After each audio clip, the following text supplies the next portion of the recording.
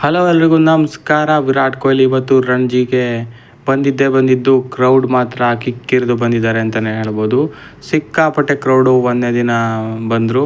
ಅದು ಕೂಡ ಖಂಡಿತವಾಗ್ಲೂ ವಿರಾಟ್ ಕೊಹ್ಲಿ ನೋಡೋದಕ್ಕೇ 27,813 ಅಂತ ಹೇಳ್ತಾ ಇದ್ದಾರೆ ಮೊದಲನೇ ದಿನ.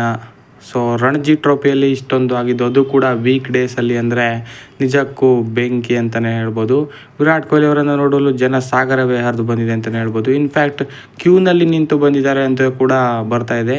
2-3 ಕಿಲೋಮೀಟರ್ ಕ್ಯೂಗಳಷ್ಟು ನಿಂತು ವಿರಾಟ್ ಕೊಹ್ಲಿ ಅವರನ್ನು ನೋಡಲು ಬಂದಿದ್ದಾರೆ. ಸೊ ನಿಜಕ್ಕೂ ವಿರಾಟ್ ಕೊಹ್ಲಿ ಅಂದರೆ ಯಾವ ಥರ ಕ್ರೇಜ್ ಇದೆ ಅಂತ ಇದರಲ್ಲೇ ಗೊತ್ತಾಗುತ್ತೆ.